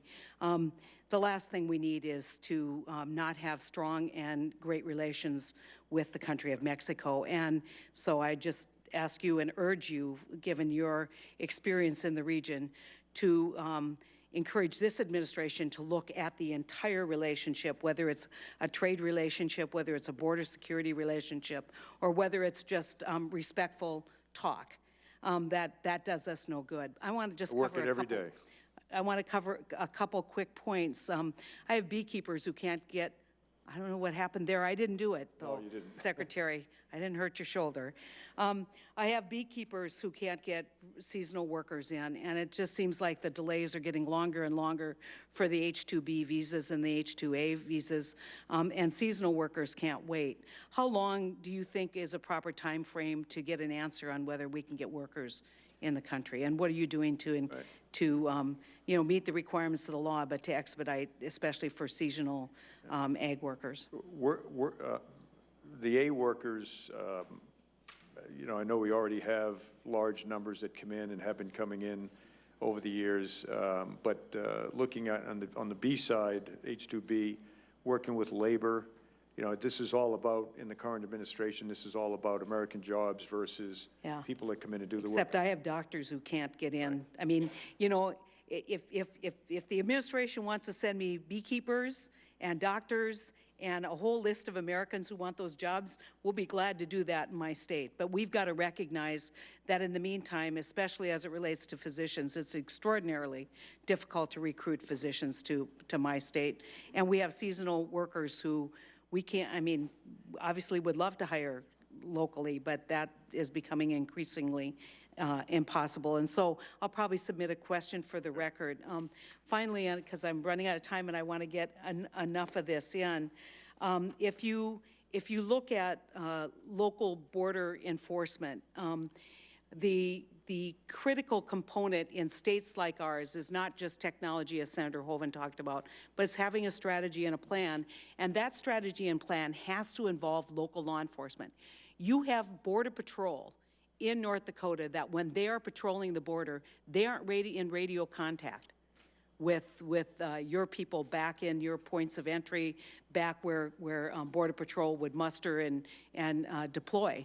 So we know that we have to have that backup. One thing that concerns me, and it goes to the FEMA grants, it goes to this idea that we can cut grant programs and still provide those services. Stone Garden's been an enormously successful program, really concerned about reductions in the commitments to local law enforcement, not just for border security, but for safety of the personnel who are on the border. So I would ask you to please pay close attention to this budget as it relates to working with local law enforcement, local first responders. They are force multipliers, and without those resources, they're going to have to cut back on resources, and that reduces our readiness. I don't think there's any doubt about it. Okay? I will. Thank you, Mr. Secretary. Senator Heidenkamp, I would ask you to take a look at my state-based temporary visa program. I think would solve an awful lot of that problem right there. And then just kind of a comment to majority staff, minority staff, as well as the Secretary. We should really have an alert for witnesses to be prepared to answer questions on the northern border. I think way too much northern border on you know, there's not much of the northern border that isn't represented on this committee, so that's always an issue. That's why I love appearing before this committee. Senator Langford. So my northern border is Kansas, and we've had our moments, but we're getting along just fine. So let me talk about a couple of other things as well. One is you and I have spoken even in the past 2 weeks about Real ID and some of the extensions and the process and the decision making on that. At the time we talked before, I said, hey, the deadline's coming up June the 6th. For that, we were going to try to get back to it quickly. There's been a delay on this. So there's several issues that are pending out there for states like mine and others that are working through the Real ID process. For those, our legislature's past issues with Real ID, working through implementation and such, that's been fairly automatic that if you're making progress and you're working through implementation, then those extensions are coming. It seems to have delayed this time to literally the very last second, and then we're still waiting to be able to determine what's the decision-making factor on that. So help me understand a little bit better so we can take that back. Sir, first thing I'd say, I had a lengthy meeting earlier this week, yesterday, on this, because actually today was the day that normally I would have made the decision to extend or not. Now, I think the Senator knows I think it's the 22nd of July before anything would stop. Right. So I have a little bit of time, and I've sent my staff back to kind of take a harder look at where, as you know, that most states are either compliant or getting towards compliant. In fact, there's really only one state that is kind of not going to, I believe, if all the promises are met, will not make it. But have asked my folks to go back and start looking at some of the states that have not been as active as they maybe should have been over the last 12 years to implement. They've been in contact with these states, the governors, the attorneys general, whoever's in charge of this kind of thing. We have, for the most part, commitments from the states to really get at this issue. But I've asked them to just go back one more time, if need be, talk to the states about the extension of what it means. Bottom line, in that meeting, they told me, the Secretary, three months ago, we had states that weren't even paying attention to this, that were getting dangerously close to not being able to implement before the deadline.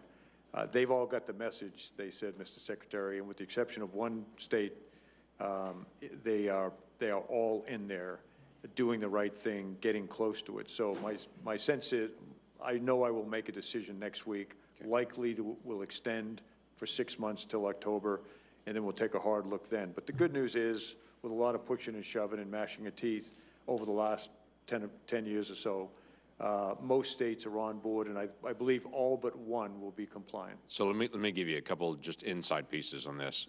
When you talk about we've got a little bit of time until basically late July, let's say that at some point DHS comes out and says, nope, that driver's license is not going to be extended. Then that means everyone has to get to a passport, which in the summertime takes 6 weeks minimum to be able to do. Plus, you've got to contact people, and let's just start with a military base or a federal courthouse. And to be able to tell everyone coming to a federal courthouse, you're going to have something different. You're going to have to get a passport. Well, first you've got to identify who's coming to the federal courthouse and be able to contact those folks and give them 6 weeks of lead time to get their paperwork together to be able to do it. We're out of time. Once you get to a June the 6th time period to know that deadline's really coming up, if drivers that are doing deliveries, if people that are refreshing the convenience store in a federal building, if people that are bringing groceries into the facility onto a military base, if they've got to all have some sort of other passport or something, that's going to take a long time to be able to get geared up. So the earlier those waivers can be released, the less anxiety it is in all of those locations, because all of them are currently spinning up in each of those states to try to figure out how we're going to accommodate around this, just to be able to get supplies and equipment brought in, or people coming in to apply for a job onto a military base as a civilian. Can't even come and do that without an escort to be able to do it. So that'll be a big issue. The hiring process we've talked about before for CBP, any progress on that of late? Because we're still talking 460 days for hiring, and then the polygraph issues. Have there been any changes since you and I have spoken last? Yes, Senator, a couple of things. One, on the polygraph issue, we'll continue to polygraph, but there are other ways to polygraph. I didn't realize this, but Kevin McAleenan, who's the designate and hopefully will one day be confirmed for the directorship of CBP, has told me that there are other techniques, other questions, things like that, that still maintain the vetting process, but are faster. There are other parts of the federal government, not to mention the state and local, that have polygraph that are a lot less. Right. So they've got a fail rate in the 30s, right. CBP as in the high 60s. Yeah, my daughter works for the FBI. She said her polygraph was a fairly pleasant experience, took an hour and 10 minutes. They asked all the right questions, and she was out of there. By contrast, 6-7 hours. So when I came in, said, let's take a look at that. That could be the first time I've ever heard anyone say that polygraph was a fairly pleasant experience. Right. Yeah. So I love it. Yeah. So let me ask about the entry-exit program. Is everything still on schedule for that? We've spoken about that before. Well, it's like anything. The entry at the airports, we're doing well. It's the exit. Working hard and entry at the ports of entry, but the exit is it's not a bridge too far, but it'll take some time, effort. But we're working towards it. So the pilot is on track. I guess what I'm trying to figure out is by the end of next year, we're trying to implement that nationwide. Are we on track at this point to be able to implement that at airports nationwide? We still have a long way to go on vehicles and other entry-exit points. But airports, I think I'm comfortable with saying yes. Okay, so there was an announcement made by DHS on temporary protected status for Haitians to extend it for 6 months, but it basically raised the red flag for them and said, hey, this is it. The situation has changed in Haiti that demanded the temporary protected status years ago. It may or may not be there. What I want to ask is this an alert for Hondurans, for Salvadorans, for everybody on temporary protected status, that DHS is going to look at the situation that started temporary protected status and ask if that situation has changed? Senator, it's an alert, but that said, for whatever reason, once someone goes on this status, traditionally or historically, they just automatically renew it. Right. The Central Americans have been on status, some of the Central Americans have been on status over 20 years. Right. And they were put on status because of a hurricane that happened over 20 years ago. I can tell you that things are going better in Central America, much, much better over the last 20 years, in many ways better. But no one's ever looked at it. And I think that's we have to do that. It's a law. In Honduras, not Honduras, Haiti, 7 years ago. And the program is for a specific event. In Haiti, it was the earthquake. Yes, Haiti had horrible conditions before the earthquake, and those conditions aren't much better after the earthquake. But the earthquake was why TPS was granted, and that's how I have to look at it. Now, that said, and I don't want to get out too far out in front here, and I certainly wouldn't suggest anything hard to the Congress, but there's about, we don't know, 200,000 to 400,000 people in the United States on TPS. Vast majority of them behaving themselves, vast majority of them have clearly got jobs and all the rest of it. They are here more or less legally. A lot of them weren't, right, but they were given TPS, so I'd make the assumption they're here legally. That may be, we may think, you may think, that a solution to this would be to look at them and say, okay, how many of them do we know are here, and use that against the 1.1 million legal migrants with a way towards citizenship. That may be a way to solve it. I can look at the Haitian situation, say 7 years, it's a long time, but it's not so long that some of them, all of them might be able to go back. 20 years, it's kind of hard, but I'd like to see this solved in another way, but according to the law, I don't have the ability to solve it. But the word is temporary, and I think those that have been in my position over the years have simply automatically extended it. So the 6 months, and I was down in Haiti last week, spoke with the leadership. I said, during the 6 months, you, Haiti, need to start thinking about travel documents and how you're going to bring these people, who, by the way, are generally better educated, entrepreneurial, would be, I think, a boost to the Haitian economy and social function. And by the same token, those that have been allowed to the United States, to remain in the United States under TPS, should start thinking about going back to their homeland, unless they, and if they feel as though, and I said this in Miami right after the Haitian trip, many of them at this point probably have different immigration status anyways, in the sense that they've married local men and women or whatever. So they need to get out and get consult with an immigration expert to find out if they have status. But at the end of it, the word is temporary unless we change that, unless you change that to permanent somehow. Got it. Thank you. Thank you, Mr. Chairman. Senator Daines. Thank you, Mr. Chairman. Secretary Kelly, it's good to see you again. Montana recently passed a law, and it's been signed by our governor, for real ID that I think is going to bring us a solution to the dilemma we faced, by the way. We still need an extension to get it put in place, but we will offer Montanans 2 IDs. You can get a real ID compliant driver's license or one that's not, and pay a premium for the real ID compliant, but I think we have a path going forward. We'll need an extension just as we get the system implemented, but the governor has signed the bill. I think we finally have a path forward with the impasse we've had here for certainly quite some time. I got to say something here, Secretary Kelly. This chart you shared showing the reduction in apprehensions across the southwest border, I think is one of the most undertold stories in the country at the moment. To think that we have seen a nearly 70% drop in illegal southern border crossings under your first few months of leadership, and it was accomplished by sending a message to the world, and particularly down south, that the United States would enforce its laws. Thank you, as we are a nation of law and not a nation of men that you have led with President Trump. And I think we need to get this message out more. I've spoken to a lot of my friends and constituents back in Montana, and that message needs to get out. So congratulations.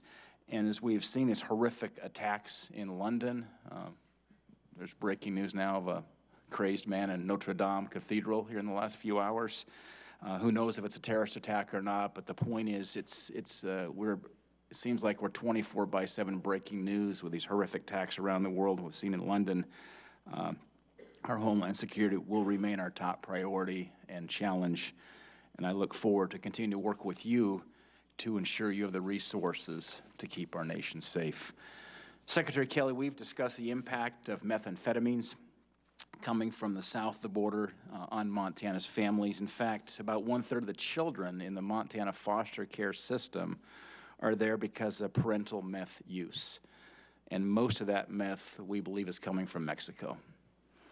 Recently, Senator Peters joined me in introducing the Child Protection and Family Support Act. It's going to help these children, but we also need to continue to fight against the flow of drugs. I know CBP is requesting an additional $2.9 billion. What will this mean for the interdiction of meth at the border? I hate to say this, probably a drop in the bucket, necessary. And you and I have talked about this, Senator, and I've made a few comments since this hearing. It's really, we've got to take a much more holistic approach to this. Demand reduction, rehabilitation, certainly law enforcement plays a role in the Homeland. The southwest border plays a role.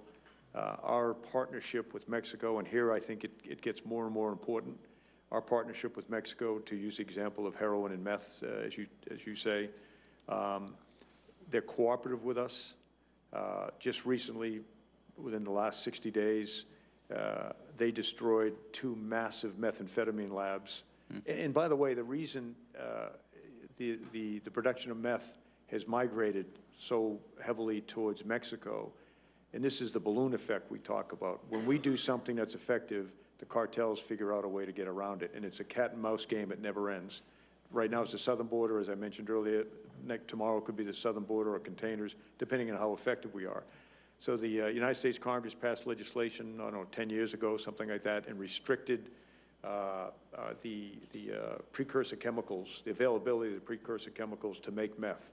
Up until that point, meth was made in a million little, places in the United States and tiny little laboratories, and I use the term loosely there.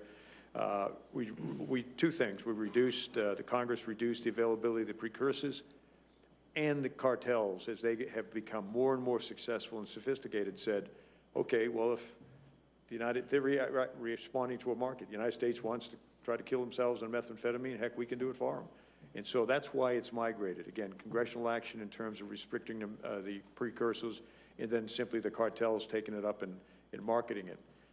So that's primarily, in my view, the solution to the problem. Working with Mexico, yes, the southwest border for sure, and increasing the amount of we take there, yes, internal U.S. Law enforcement. But sir, Senator, it really is all about demand reduction. That we will always have addicts. Studies tell you that there's any population, ours included, there's certain people predisposed to being addicted to something. But an awful lot of these people, my personal experience as a kid, an awful lot of people start doing drugs because it's cool, there's no argument against it, and suddenly they're hooked on something, fill in the blanks, and they can't get away from it. We have not solved, I have appeared in this hearing a year ago, April, and talked about this issue of how we have managed to convince people over the years, seat belts, smoking, a lot of different things. You never get to zero, but we could do a lot better. The president has got DHS, state, HHS in the lead, ONDCP. So if we could get a comprehensive drug demand strategy put together that just, it's not law enforcement, it's Hollywood, it's professional sports, college sports, the President of the United States, the Senate, everyone out there, the influencers, we can solve this problem or reduce this problem significantly. But back to your original question, we need the money, but it's a holistic thing, and it's not just a CVP guy on the border. Senator Portman and I and a couple others were over in Beijing just a couple months ago working on getting U.S. beef into China. It was one of our missions. We were talking North Korea as well, but Senator Portman brought up the issue with the Chinese government to stop the flow of fentanyl, carfentanil, which you can buy in the dark web. Oftentimes it comes out of China. So this holistic approach is certainly the right approach, and we'll continue to work with you on that. I want to shift gears if we're running out of time and talk cyber.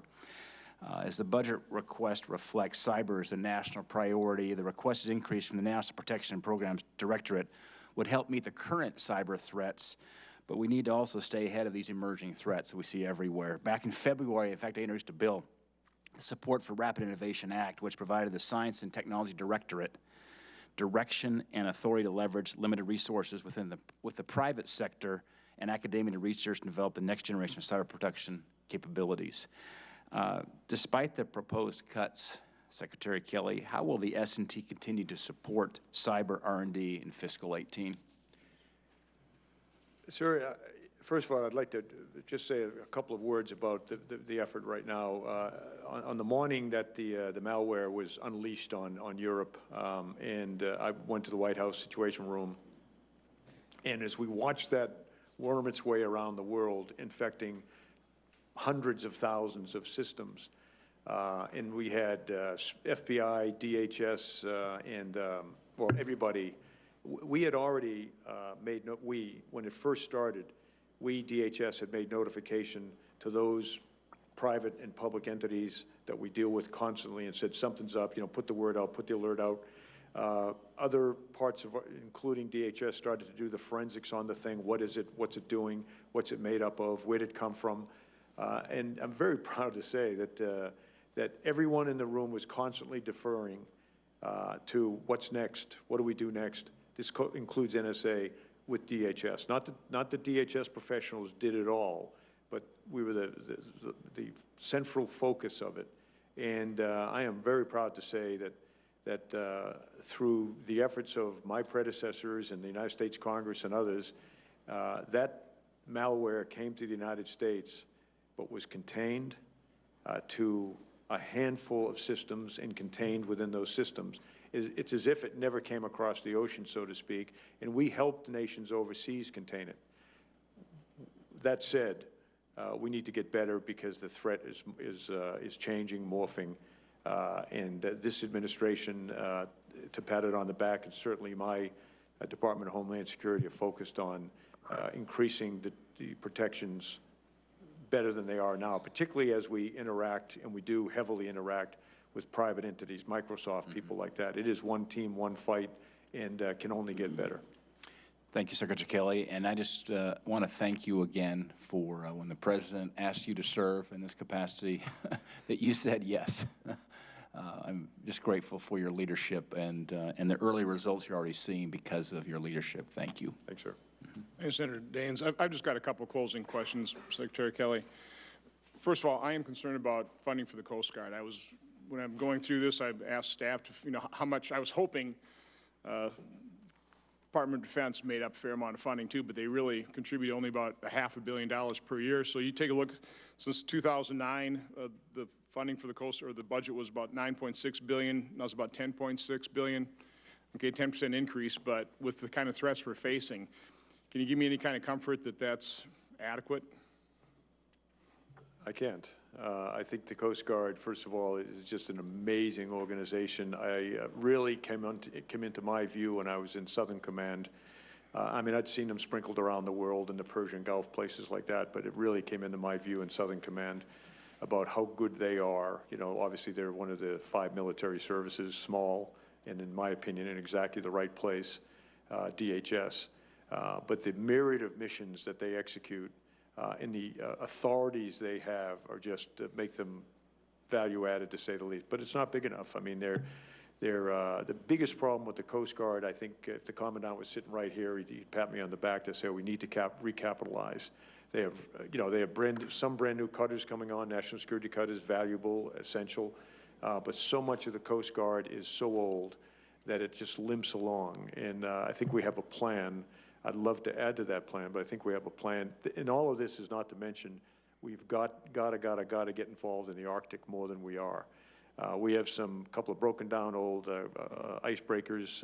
We're looking to buy 6, 3 heavy, 3 medium, to work up there in the northern reaches. We've got to be up there, not to contest anyone's claims, but to simply work up there, particularly as importantly, work in terms of the environmental protection of that precious, international asset. So, but it's not big enough.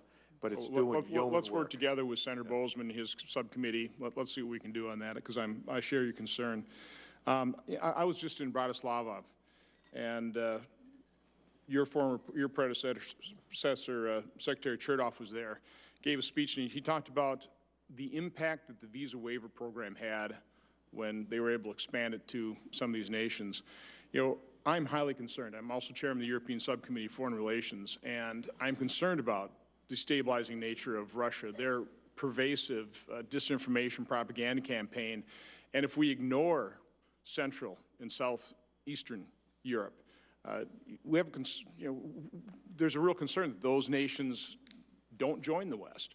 And Secretary Chertoff made a very powerful comment about how that visa waiver program was sort of the stamp that really did solidify the fact that these nations that were granted the visa waiver were going to remain in the West and stay Western facing.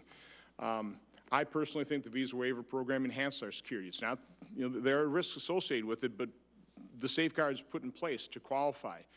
It just seems like such a political heavy lift right now. Secretary Chertoff certainly offered every ounce of help he could have.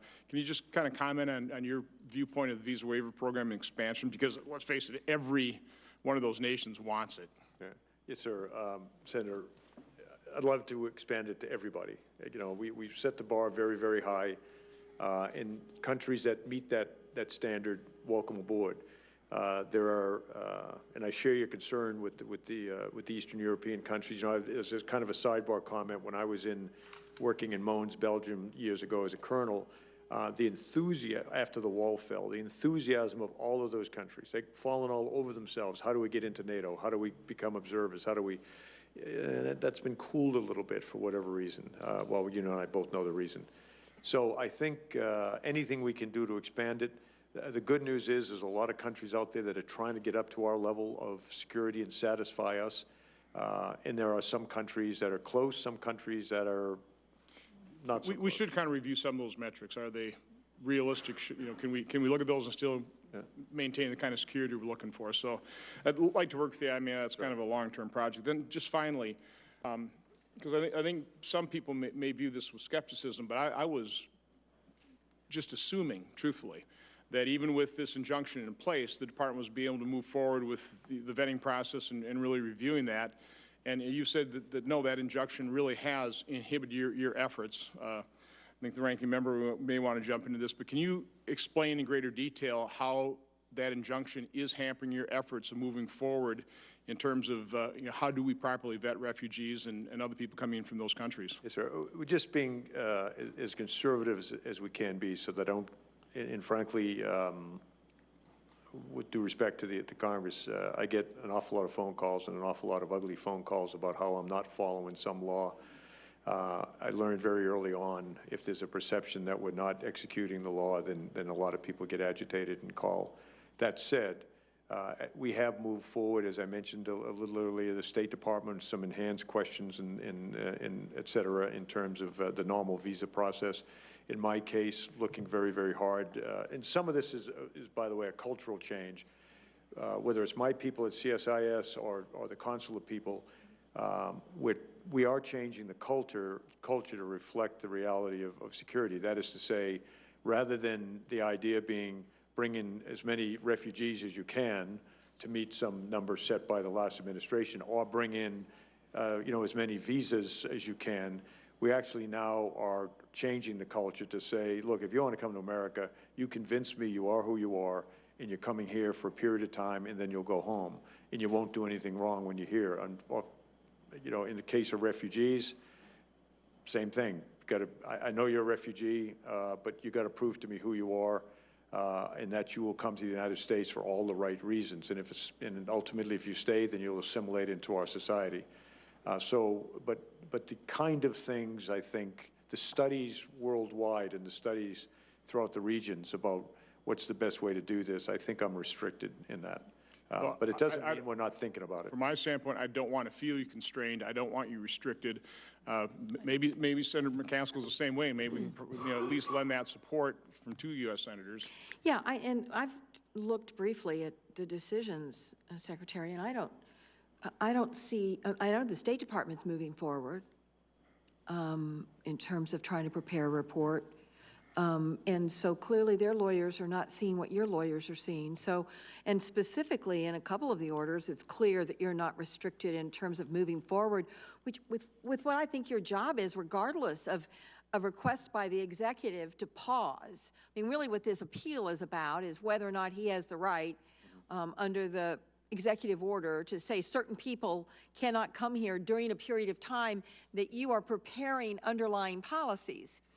I can't imagine anybody is going to argue with you about the fact that you should be preparing policies that will keep this country safe. And we've now been paused.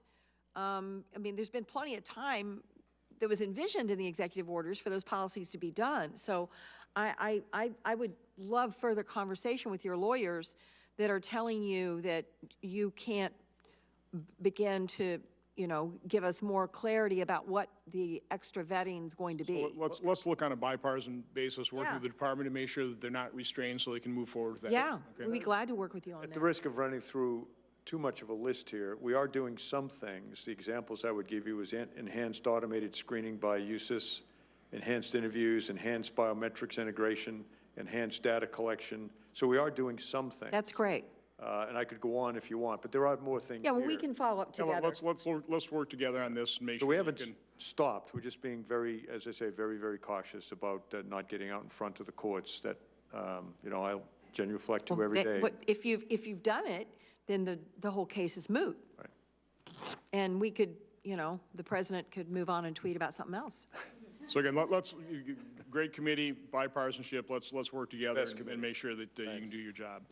Again, Secretary Kelly, I think from every member of this committee, thank you for your service. It's not a job I envy, but thank you for doing it. And to all the members of your staff and the department. This hearing record will remain open for 15 days until June 21st at 5 p.m. for the submission of statements and questions for the record. This hearing is adjourned. Thanks.